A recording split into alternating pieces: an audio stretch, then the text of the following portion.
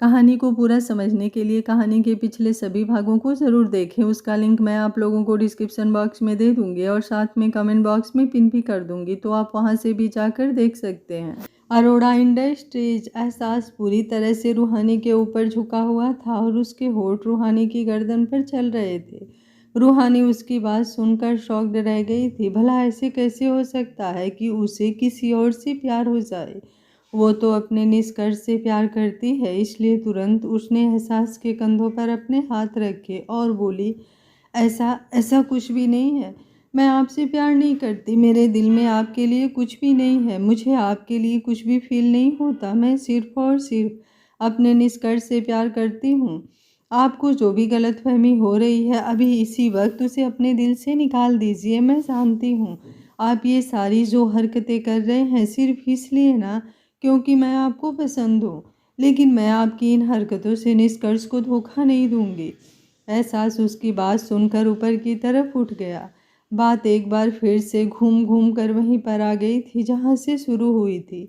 वो रूहानी की तरफ देखते हुए बोला, तुम बहुत अनरोमांटिक हो रूह। यहाँ पर मैं रोमांस करने का सोच रहा था, लेकिन तुमने तो मेरा पूरा मूड ऑफ कर दिया। एक तो तुम जब जब उस निष्कर्ष का नाम लेती हो तो मेरा मन करता है पहले तो मैं जाकर उसका पता लगाऊं और फिर उसे अच्छे से बजाऊं। उसकी बात सुनते हुए रूहानी हैरानी से एहसास की तरफ देख रही थी। वो जल्दी से बोली, क्या क्या करना चाहते हैं आप निष्कर्ष को पीटने का सोच रहे हैं? लेकिन क्यों? उन्होंने ऐसा क्या किया है? एहसास उसका सवाल सुनकर एकदम से चुप हो गया। उसने अपने माथे पर अपना हाथ रख लिया और फिर कुछ सोचते हुए बोला, और नहीं तो क्या, उसकी वजह से तुम मुझे भाव नहीं देती हो। मुझे उससे जलन होती है, और अगर मुझे उससे जलन होगी तो मेरा मन तो उसे पीटने को ही करेगा ना। रूहानी गुस्से से बोली, खबरदार अगर आपने उन्हें हाथ भी लगाया तो। एहसास उसकी बात सुनकर उसे घूरते हुए बोला, अच्छा तुम मुझे धमकी दे रही हो? जरा बताना, अगर मैंने उसे हाथ लगाया तो तुम क्या करोगी? रूहानी उसका सवाल सुनकर चुप हो गई। वो भला एहसास को क्या ही धमकी दे सकती थी? जिस तरह से वो एहसास की जिंदगी देख रही थी उसे तो ऐसा लग रहा था जैसे एहसास किसी भगवान से कम नहीं, जो जब चाहे कुछ भी कर सकता है। उसे चुप देखकर एहसास ने अब अपना हाथ उसकी कमर पर रखा और बोला, बोलो बोलो, क्या बोलने वाली थी तुम? क्या धमकी देने वाली थी तुम मुझे? क्या करोगी तुम ऐसा अगर मैंने उस निष्कर्ष को हाथ लगाया या फिर उसकी पिटाई करी तो? तुम क्या करोगी? रूहानी मासूमियत से बोली, मैं क्या ही कर सकती हूँ? आप बहुत बड़े इंसान हैं, मैं तो आपका कुछ भी नहीं बिगाड़ सकती।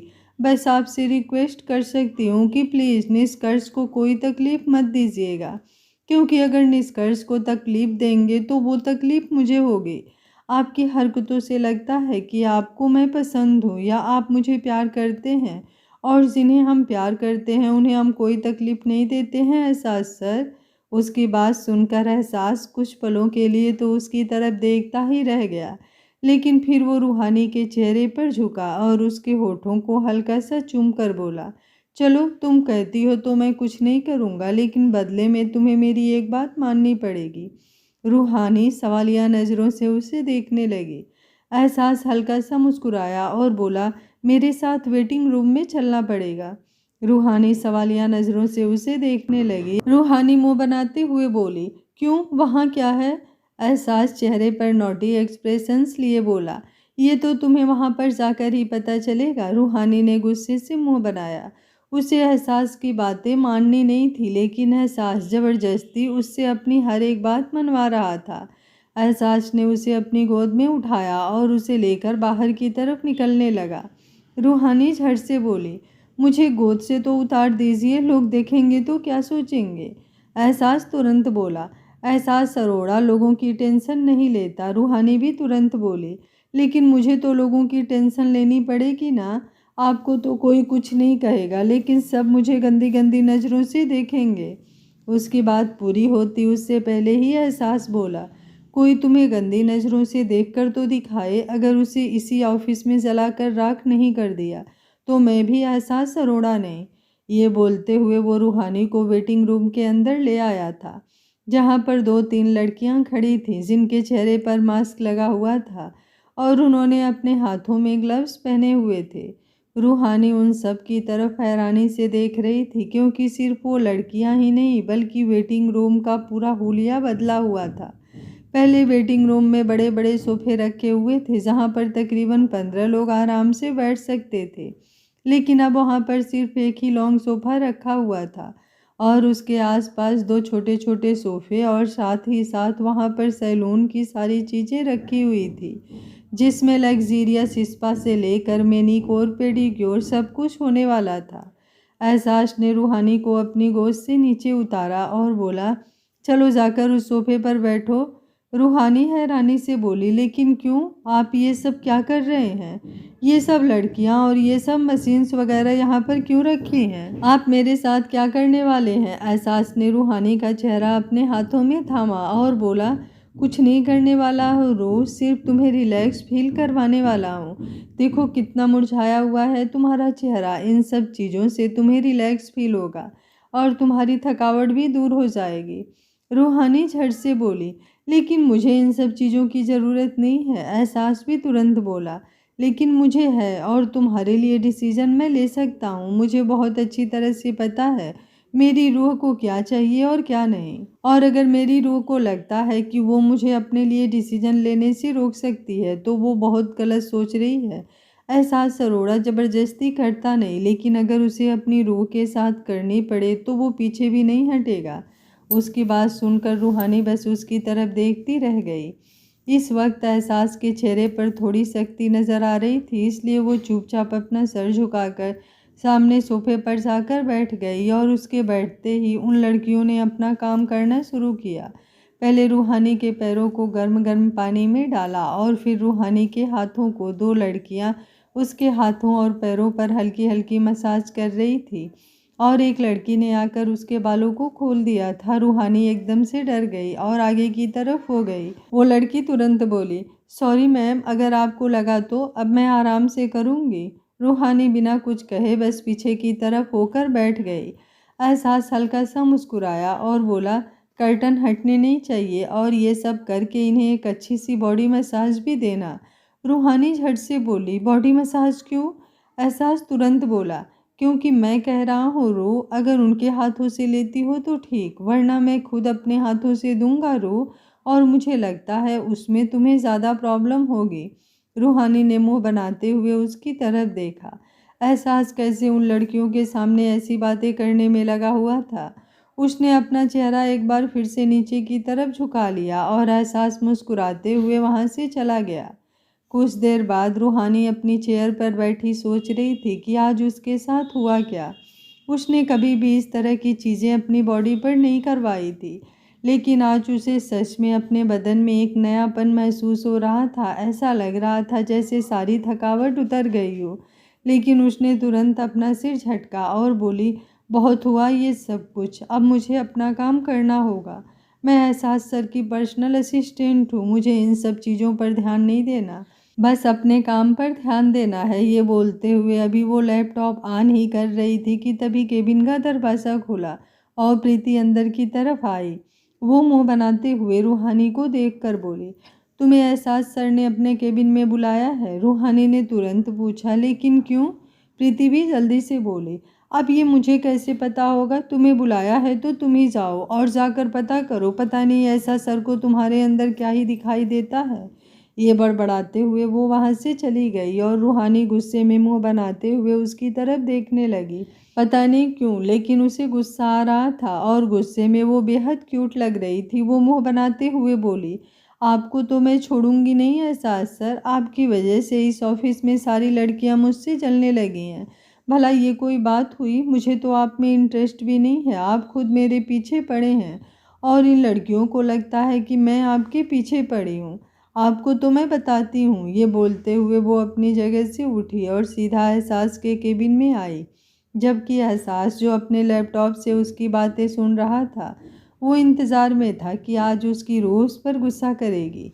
लेकिन रूहानी उसके सामने आकर खड़ी हुई और अपना चेहरा झुकाकर बोली, आपने मुझे बुलाया? एहसास को अब उसकी मासूमियत पर हंसी आ रही थी, लेकिन उसने अपनी हंसी को कंट्रोल भी कर लिया और रूहानी की तरफ देखते हुए बोला, लंच के लिए बुलाया है रो? माना उन लोगों ने जो किया उससे तुम्हें काफ़ी रिलैक्स फील हो रहा होगा, लेकिन भूख भी तो लग रही होगी ना? रूहानी तुरंत बोली, लेकिन आपने मुझे टिफ़िन तो पैक ही नहीं करने दिया था, तो अब मैं खाऊंगी क्या?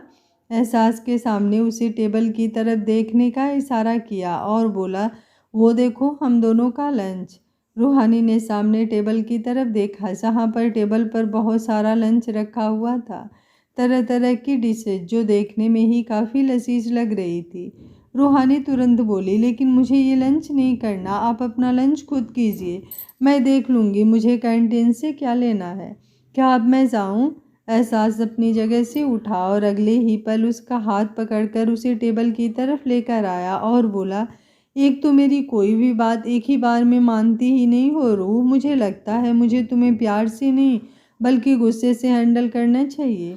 जब मैं तुम्हें प्यार की जगह गुस्सा दिखाऊंगा ना, तो तुम अपने आप मेरी हर एक बात मानोगी। ये बोलते हुए वो सोफे पर बैठ गया और उसने रूहानी को भी अपनी गोद में बैठा लिया। रूहानी उसकी गोद से उठने की कोशिश करते हुए बोली, छोड़िए मुझे, आप मुझे अपनी गोद में क्यों बिठा रहे हैं? अगर आपको मुझे खाना खिलाना है तो साथ में बैठकर भी तो खा सकते हैं ना, गोद में बिठाना ज़रूरी है क्या?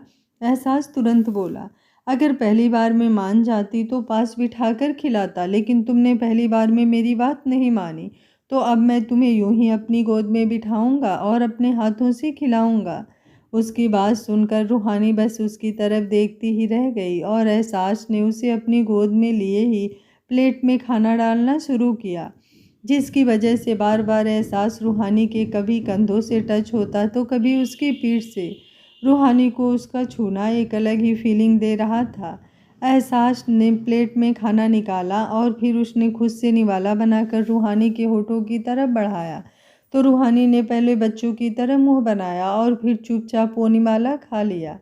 एहसास बड़े प्यार से रूहानी को देख रहा था। सच में रूहानी किसी बच्चे से कम नहीं थी। उसे मनाना, उसे नाराज़ करना, उसके साथ इधर उधर की बातें करना और फिर रूहानी का बिल्कुल बच्चों की तरह मुंह बनाना, सच में उसे ऐसा लग रहा था जैसे रूहानी ना उसकी गर्लफ्रेंड है और ना ही उसकी बीवी, बल्कि उसने किसी बच्चे को अपनी गोद में ले लिया है। वो रूहानी को भी खाना खिला रहा था और खुद भी खा रहा था, जिसकी वजह से अब उसका हाथ दर्द होने लगा और बोला, तुम कितनी गंदी हो रूह, मैं तुम्हें इतने प्यार से खाना खिला रहा हूँ, ऐसा नहीं है कि तुम भी मुझे खाना खिलाओ। मेरा भी तो मन करता है कि मैं किसी के हाथों से प्यार से खाना खाऊं।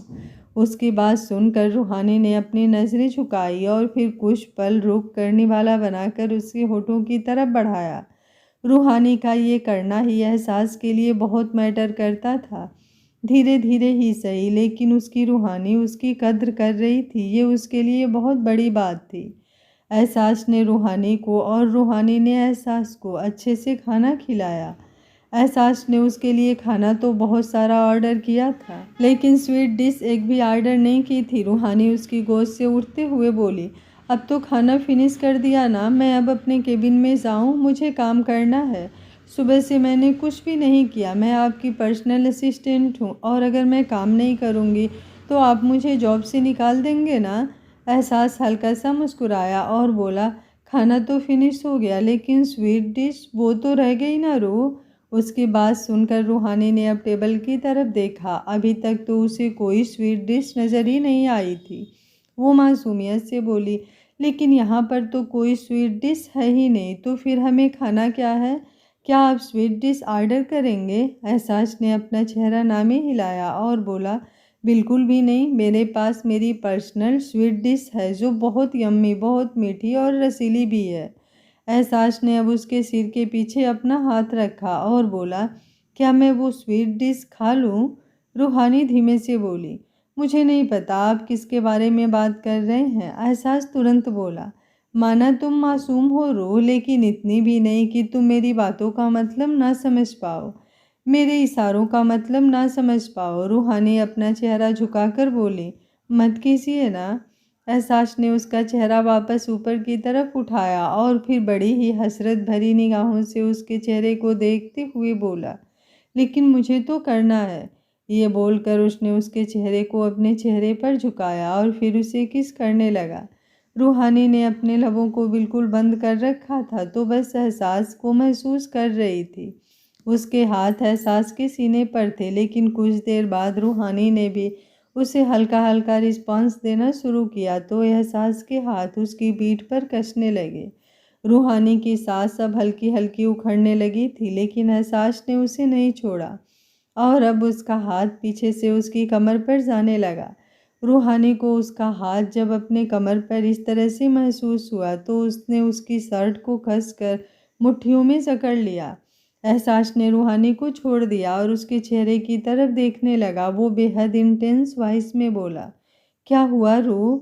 रूहानी ने अपनी बढ़ती हुई धड़कनों को संभालते हुए कहा, वो आपका हाथ। उसकी बात पूरी होती उससे पहले ही एहसास बोला, मुझे बहुत अच्छी तरह से पता है रूह, मेरा हाथ कहाँ है। मेरा हाथ मेरी रूह के जिस्म पर है, वो जिस्म जिसे मुझे पूरी तरह से छूना है। उसकी बात सुनकर रूहानी की धड़कनों ने और भी ज़्यादा शोर मचाना शुरू कर दिया। वो तुरंत उसकी गोद से उठी और अपनी नज़रें इधर उधर घुमाते हुए बोली, मुझे मुझे अपने केबिन में जाना है। ये बोलकर वो तुरंत दरवाजे की तरफ बढ़ गई और अगले ही पल केबिन से बाहर निकलकर अपने केबिन में चली गई और एहसास अभी भी अपनी जगह पर बैठा था। उसे इस वक्त बहुत बेचैनी सी महसूस हो रही थी। आज तक उसने जो फीलिंग कभी महसूस नहीं की थी, वो अब उसे महसूस हो रही थी। अब वो तुरंत अपनी जगह से उठा और रूहानी के केबिन की तरफ जाने लगा, लेकिन तभी अचानक से उसका फ़ोन बजा तो उसके कदम रुक गए। उसने टेबल पर रखे हुए अपने फ़ोन की तरफ देखा, जिस पर अयान का कॉल आ रहा था। कुछ सोचते हुए उसने अयान का कॉल रिसीव किया और बोला, लेकिन तेरी आधी प्रॉपर्टी। अयान हंसा और बोला, ले जाती अगर मैं अपना दिमाग ना चलाता तो। एहसास हैरानी से बोला, मतलब? अयान मुस्कुराते हुए बोला, एक्चुअली मैंने अपने कुछ आदमी दिव्या और निष्कर्ष के पीछे लगा रखे थे। मुझे कुछ प्रूफ मिले थे उन दोनों के अगेंस्ट। मैंने आज वो कोर्ट में दिखा दिए, तो कोर्ट ने उन दोनों की जो इज्जत उतारी, माँ कसम मुझे तो मज़ा आ गया। एलिमनी के नाम पर उसे भर भर कर गालियाँ दी गई और साथ ही साथ वार्निंग भी दी गई कि अगर आइंदा उसने मुझे कभी परेशान करने की कोशिश की या फिर मुझसे पंगे लेने की कोशिश की, तो उसे जेल भेज दिया जाएगा। एहसास हंसते हुए बोला, मैं तो सोच रहा था कि वो तेरी आधी प्रॉपर्टी ले जाएगी, लेकिन तूने तो खुद उसकी रातों की नींद छीन ली, उसका सुकून छीन लिया। वो बेचारी अब ये सोच सोच कर रोएगी कि काश उसने तुझे चीट नहीं किया होता, काश उसने तुझे डिवोर्स नहीं दिया होता, तो आज वो भी तेरे घर पर होती, बिल्कुल महारानियों की तरह रह रही होती। लेकिन अब वो बेचारी की ज़िंदगी जहन्नुम बन गई होगी। आयान तुरंत बोला, बेशक उसकी ज़िंदगी जहन्नुम बने या कुछ भी, लेकिन मुझे वो लड़की अपनी ज़िंदगी में वापस बिल्कुल भी नहीं चाहिए। सीरियसली बता रहा हूँ, ऐसी लड़कियों से तो अखंड सिंगल रहना अच्छा है। मैं तो उसका चेहरा भी देख लूँ तो मेरा बीपी हाई हो जाए। अगर गलती से वो मेरी ज़िंदगी में वापस आ गई तो बता रहा हूँ सीधा स्वर्ग सिधार जाऊँगा मैं। एहसास अब और भी ज़्यादा हंसने लगा। तभी अचानक से उसका दिमाग ठनका और वो बोला, एक मिनट, दिव्या के बॉयफ्रेंड का नाम क्या है? अयान तुरंत बोला, क्यों, तुझे क्यों जानना है? तुझे उसमें इंटरेस्ट आ रहा है? कहीं तू अपने लिए कोई लड़का तो नहीं देख रहा? मेरा मतलब है, लड़कियों पर तो भरोसा कर नहीं सकते, तो कहीं तू लड़के से ही सेट होने की तो नहीं सोच रहा? एहसास गुस्से से बोला, बकवास बंद कर यार, मुझे बताना उसका क्या नाम था। अयान कुछ बोलने ही वाला था, लेकिन तभी रूहानी ने अचानक से एहसास के केबिन का दरवाज़ा खोल दिया। एहसास उसकी तरफ देखने लगा। उसका हाथ उसके कान से थोड़ा दूर हो गया, जिससे उसने फ़ोन पकड़ा हुआ था। रूहानी अपना चेहरा झुकाए हुए अंदर आई और टेबल की तरफ बढ़ने लगी, लेकिन एहसास को ऐसा लग रहा था जैसे वो उसके करीब आ रही थी। उसने अपना हाथ पूरी तरह से नीचे कर दिया और फ़ोन खुद ब खुद डिस्कनेक्ट हो गया। रूहानी ने टेबल पर रखा हुआ अपना फ़ोन उठाया और बोली, वो मैं अपना फ़ोन भूल गई थी। एहसास एकदम से होश में आया। वो तो ना जाने किस दुनिया में खो गया था। रूहानी वहाँ से जाने लगी, लेकिन एहसास ने उसका हाथ पकड़कर उसे रोक लिया और बोला, क्या हुआ, तुम ऐसे अपना चेहरा क्यों झुकाकर चल रही हो? ऐसा कुछ भी नहीं हुआ है रोज़ जो तुम्हें ऐसे अपना सर झुकाना पड़े। प्यार करता हूँ मैं तुमसे, कुछ गलत नहीं कर रहे हम जो तुम्हें गिल्टी फील हो रहा है। रूहानी उसकी तरफ देखते हुए बोली, लेकिन मैं शादीशुदा हूँ सर, मैं कितनी बार बता चुकी हूँ आपको। जब निष्कर्ष को इन सब बातों के बारे में पता चलेगा तो उनका दिल टूट जाएगा। एहसास उसके करीब आया और बोला, दिल टूटने के लिए दिल होना भी तो ज़रूरी है ना रो, और अगर उसके अंदर दिल होता तो बात ही क्या थी। रूहानी हैरानी से उसकी तरफ देखने लगी। उसे एहसास की बातें कुछ खास समझ में नहीं आई। एहसास ने उसका माथा बड़े ही प्यार से चूम लिया और बोला, अगर मैं तुमसे कोई सवाल करूं तो बिना कुछ ज़्यादा सोचे समझे मुझे उसका जवाब दोगी। वैसे ये बोलकर उसे खुद हंसी आ रही थी। अगर उसकी रूह ज़्यादा सोचने समझने वाली होती तो बात ही क्या होती। रूहानी ने अपना सर हाँ में हिलाया। एहसास ने अपनी बढ़ती हुई धड़कनों को थोड़ा थाम कर पूछा, जब मैं तुम्हारे करीब आता हूँ तो तुम्हें कैसा फील होता है? आई मीन अच्छा लगता है या बुरा लगता है? तुम्हें मुझे महसूस करना पसंद आता है या फिर तुम्हारा मन करता है कि तुम मुझसे दूर चली जाओ, इतना दूर कि मैं तुम्हारे करीब आ ही ना पाऊँ। उसका ये सवाल सुनकर तो जैसे रूहानी की खुद की धड़कनें थम गई थी, लेकिन वो हाँ भी नहीं बोल सकती थी। बेशक उसका दिल कहीं ना कहीं, फिर भी नहीं, पर वो ना भी नहीं बोल पा रही थी, इसलिए अपनी नज़रें झुकाकर बोली, मुझे नहीं पता। एहसास के चेहरे पर मुस्कुराहट तैर गई। अगर उसे बुरा लगता तो वो सीधा सीधा मना कर देती और बोल देती कि उसे पसंद नहीं, लेकिन जब उसने ऐसा कुछ नहीं कहा तो मतलब साफ था, उसे एहसास पसंद तो आ रहा था। उसके करीब आना उसे अच्छा तो लगता था, लेकिन वो बोल नहीं सकती थी। एहसास मुस्कुराया और बोला, सारा दिन मेरे साथ ही टाइम पास करती रहोगी या फिर कुछ काम भी करोगी? जब देखो तब मेरे सामने आकर खड़ी हो जाती हो। तुम्हारा चेहरा ऐसा है कि मुझे तुम्हें प्यार करने का मन करे। मन करता है तुम्हें अपनी गोद में उठा लूं, लेकिन तुम्हें तो सोचना चाहिए ना, हम लोग ऑफिस में हैं, अपने बेडरूम में नहीं। रूहानी हैरानी से एहसास की तरफ देखने लगी। वो मासूमियत से बोली, लेकिन मैंने आपको कब कहा कि आप मुझे प्यार करो या फिर कि हम हमारे बेडरूम में हैं? आप तो खुद मेरे करीब आते हैं, मैंने तो कभी आपको कुछ कहा ही नहीं और अब आप सारा ब्लेम मुझ पर डाल रहे हैं। ये बोलते हुए उसकी आंखों में नमी तैर गई। एहसास को अब उस पर और भी ज़्यादा प्यार आया। सच में उसकी रूह बहुत ज़्यादा नाजुक थी। वो मुस्कुराते हुए उसके बिल्कुल करीब आया और उसका चेहरा अपने हाथों में थाम कर बोला, तुम रोने क्यों लगी? रो, मैं तो मजाक कर रहा था, प्लीज़ तुम रोना बंद करो। मुझे क्या पता था मेरी रूह सच में इतनी ज़्यादा सॉफ्ट हार्टेड है कि वो मेरा मजाक भी बर्दाश्त नहीं कर पाएगी। रूहानी ने अपना चेहरा नामे हिलाया और थोड़ा सा दूर होकर बोली, जाइए, मुझे नहीं करनी आपसे बात, वरना बाद में कहेंगे कि मैं ज़बरदस्ती आपसे बात कर रही हूँ। मैं जाकर अपना काम करूँगी। मैं तो पहले ही आपको कह चुकी हूँ कि मैं यहाँ पर सिर्फ काम करने के लिए हूँ, लेकिन आपने मुझे अपनी बातों में उलझा लिया। पर अब मैं आपकी बातों में नहीं आऊँगी, अब मैं आपसे ज़रा सी भी बात नहीं करूँगी। ये बोलकर वो तुरंत केबिन के दरवाजे की तरफ बढ़ गई और फिर देखते ही देखते वहाँ से चली गई। एहसास ने अपना माथा पीट लिया। अब उसे खुद पर ही गुस्सा आ रहा था कि उसने अपनी रूह को नाराज़ कैसे कर दिया। लेकिन फिर कुछ सोचते हुए वो मुस्कुराया और बोला, मेरी रूह पहली बार मुझसे नाराज़ हुई है तो उसे मनाना तो बनता है ना। और जब एहसास अरोड़ा अपनी रूठी हुई मोहब्बत को मनाएगा तो अंदाज थोड़ा खास होना चाहिए। ये बोलते हुए उसकी मुस्कुराहट और भी ज़्यादा लंबी हो गई थी। वहीं दूसरी तरफ रूहानी अपने केबिन में आई और अपनी आंखों से बहते हुए आंसू साफ कर अपने काम में लग गई। कुछ ही देर में वो एहसास की बात को भूल भी गई थी। उसकी यही प्रॉब्लम थी, वो ज़्यादा बातों को याद नहीं रख पाती थी और ना ही उसे ये लड़ाई झगड़ा रूठना मनाना कुछ ज़्यादा आता था। हाँ मनाना थोड़ा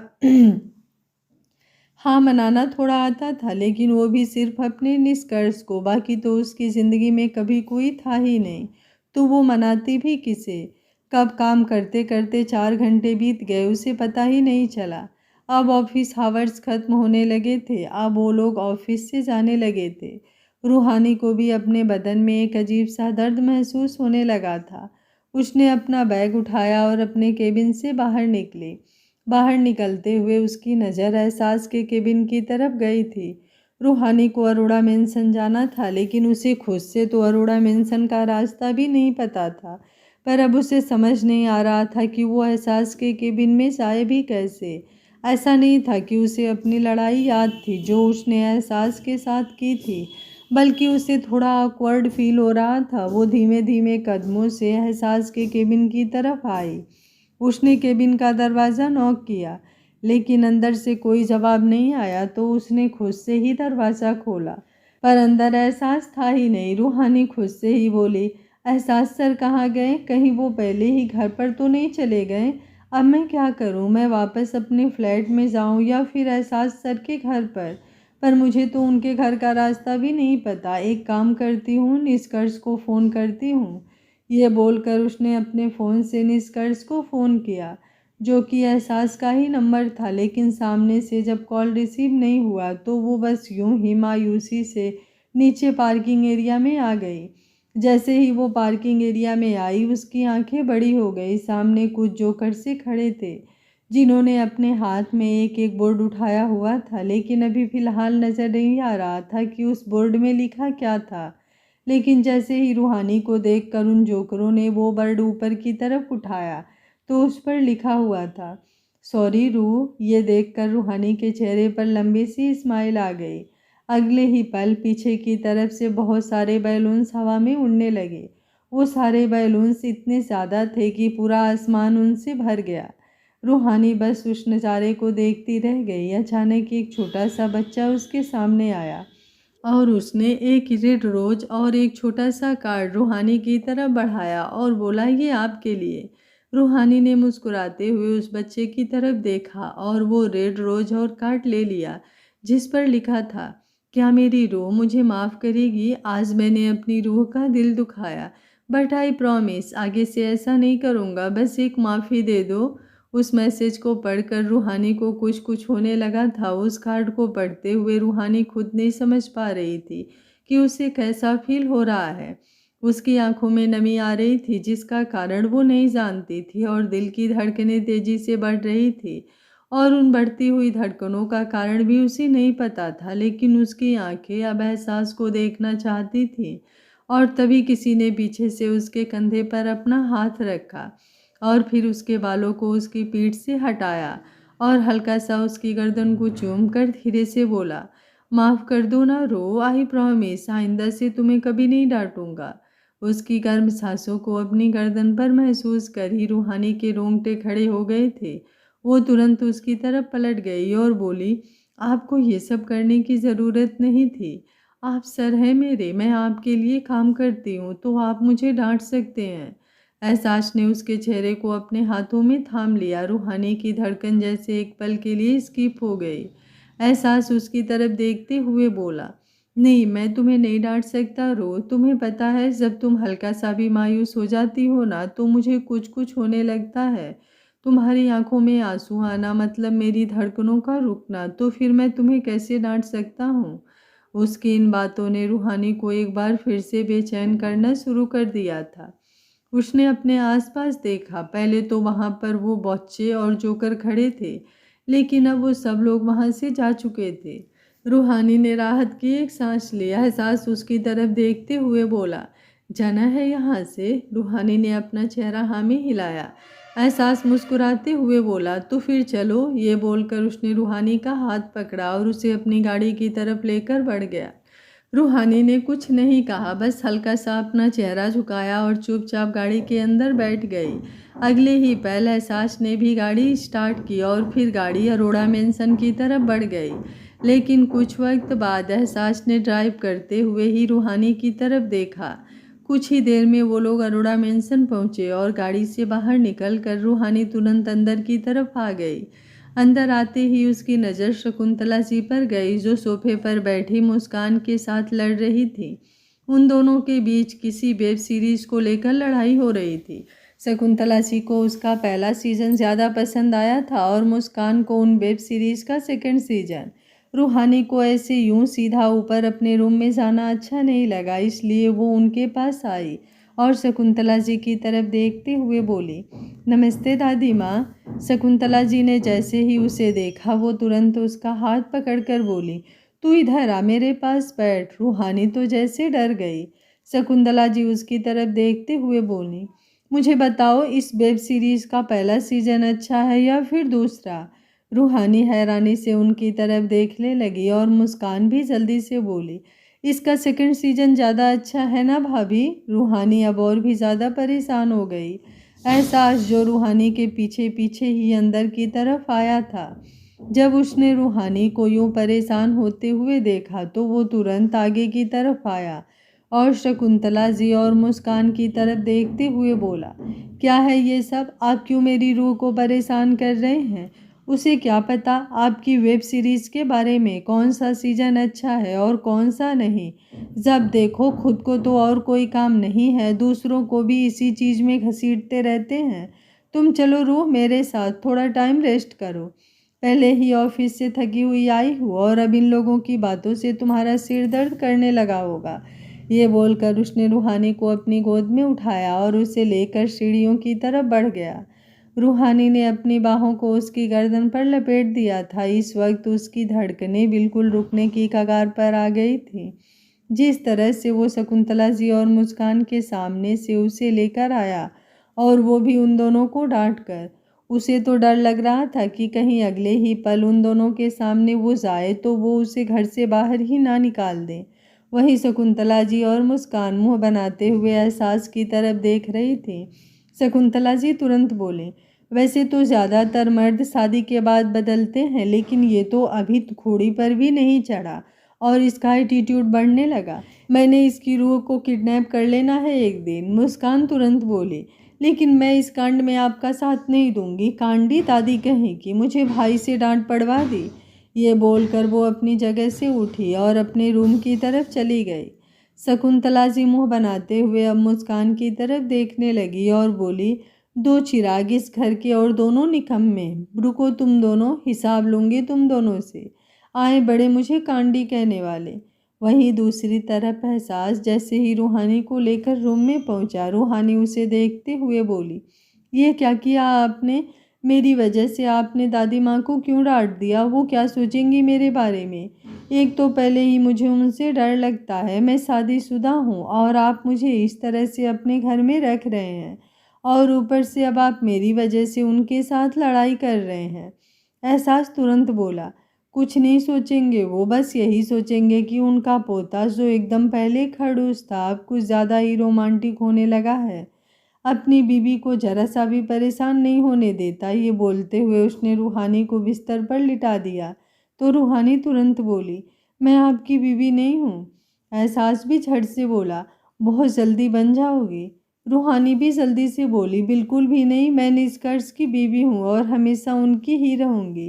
एहसास ने अब एक नज़र उसकी तरफ देखा लेकिन कुछ कहा नहीं, क्योंकि रूहानी से बहस करने का कोई फ़ायदा ही नहीं था। उसके साथ बहस करना मतलब उसके इमोशंस को हर्ट करना, और जब तक निष्कर्ष वाला खेल एहसास पूरी तरह से ख़त्म ना कर दे तब तक उसे समझाने का भी कोई मतलब नहीं बनता था।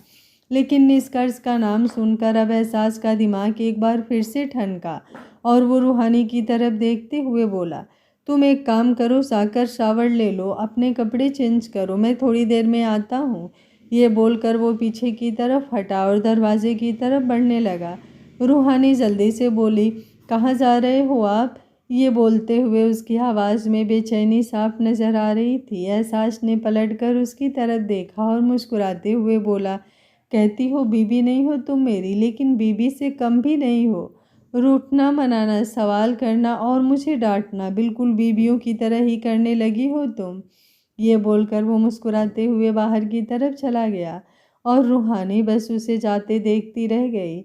उसने अब खुद से सवाल किया, क्या सच में मैं एहसास सर से बीबियों की तरह सवाल करती हूँ और मैंने उन्हें डांटा कब? मैंने तो उन्हें डांटा ही नहीं। झूठे कहेंगे, खुद को किसी के सामने बोलने भी देते हैं क्या सो कोई दूसरा उन्हें डांटेगा? बेवजह दादी माँ और मुस्कान को इतना सुना दिया। अब मैं नीचे जाऊंगी तो उनसे नज़रें कैसे मिलाऊंगी? पर नीचे तो तब जाऊंगी ना जब अपने कपड़े चेंज करूंगी। ये बोलकर उसने एक गहरी सांस ली और फिर कुछ पलों के लिए अपनी आंखें बंद कर ली। लेकिन कुछ ही पलों में वो गहरी नींद में चली गई, उसे पता ही नहीं चला। वहीं दूसरी तरफ एहसास अपने रूम से बाहर निकला और कॉरिडोर की तरफ आ गया। कॉरिडोर में आते ही उसने अयान को कॉल किया। जैसे ही अयान ने कॉल रिसीव किया, एहसास तुरंत बोला, तुम कहाँ हो, मुझे तुमसे मिलना है। अयान हैरानी से बोला, क्या हुआ, तुम इतना परेशान तो कभी नहीं रहे हो एहसास, सब कुछ ठीक तो है ना। एहसास जल्दी से बोला, वो सब मैं तुझे मिलकर बताता हूँ, तू बस मुझे ये बता कि मुझसे मिलने आ रहा है या नहीं। अयान हंसते हुए बोला, ऐसा कभी हो सकता है क्या कि तुमने मुझे मिलने बुलाया और मैं ना आऊँ। थोड़ी देर में फैशन क्लब में मिलते हैं ना। एहसास ने भी एक गहरी सांस लेकर कहा, ओके फाइन। ये बोलकर उसने कॉल डिस्कनेक्ट कर दिया और नीचे की तरफ आ गया। नीचे आते ही उसकी नज़र मानसी जी पर गई, जो ऊपर की तरफ ही आ रही थी। मानसी जी मुस्कुराते हुए बोली, अरे मैं तुम्हारे पास ही आ रही थी, तुम्हारा तो पता है तुम ब्लैक कॉफ़ी पियोगे, लेकिन रूहानी का नहीं पता, तो मैं बस पूछने आ रही थी। एहसास मुस्कुराते हुए बोला, चाय, इलायची वाली चाय। मानसी जी ने उसे तिरछी नज़रों से देखते हुए बोला, वैसे बताना मैं शाम को क्या पीती हूँ। एहसास के चेहरे का रंग उड़ गया, क्योंकि उसे सच में नहीं पता था कि मानसी जी शाम को क्या पीती हैं। उसने अपने सिर के पीछे अपना हाथ रखा और मुंह बनाते हुए बोला, आई एम सॉरी मॉम, लेकिन मुझे सच में नहीं पता आपको शाम को क्या चाहिए होता है। मानसी जी मुंह बनाते हुए बोली, रहने दो तुम, वो 2-4 दिन पहले आई और उसके बारे में सब पता है, लेकिन मेरे बारे में तुम्हें कुछ नहीं पता। लेकिन तुम्हें पता है, मैं इस बात से बहुत खुश हूँ कि तुम्हें उसके बारे में सब कुछ पता है। ये बोलते हुए उन्होंने एहसास का गाल खींच लिया तो एहसास हल्का सा चिल्लाया। मानसी जी मुस्कुराते हुए बोली, तुम जाओ ऊपर, मैं तुम दोनों के लिए चाय और ब्लैक कॉफ़ी भिजवाती हूँ। एहसास ने अपना चेहरा हाँ में हिला दिया। मानसी जी वहाँ से किचन की तरफ जाने लगी। तभी एहसास ने अचानक से उनका हाथ पकड़कर उन्हें रोक लिया। मानसी जी ने हैरानी से उसकी तरफ देखा। एहसास तुरंत उनके गले लग गया और बोला, रूहानी आपको पसंद तो है ना मॉम। मानसी जी उसके सवाल पर चौंक गई और फिर उसकी पीठ पर अपना हाथ रखते हुए बोली, बहुत पसंद है, मुझे मेरे बेटे पर नाज है। एहसास मुस्कुराते हुए उनसे अलग हुआ और फिर तुरंत अपने रूम में आ गया। रूम में आते ही उसकी नज़र रूहानी पर गई, जो अपने पेट को पकड़कर बेड पर बैठी थी और उसकी आंखों से बेइंतहा आंसू बह रहे थे। अब जल्द ही निष्कर्ष रूहानी और एहसास का आमना सामना होगा। कहानी और भी ज़्यादा इंटरेस्टिंग और ब्यूटीफुल होने वाली है। उम्मीद करती हूँ आप लोग कहानी को एंजॉय कर रहे हैं। अगर कहानी आप लोगों को पसंद आ रही है तो वीडियो को एक लाइक करना बिल्कुल मत भूलिएगा और कमेंट बॉक्स में अपनी राय भी ज़रूर दीजिएगा। मुझे आप लोगों के प्यारे प्यारे कमेंट का इंतज़ार रहता है। Thank you for watching. मिलते हैं कहानी के अगले भाग में। तब तक स्वस्थ रहिए, मस्त रहिए, अपना ख्याल रखते रहिए।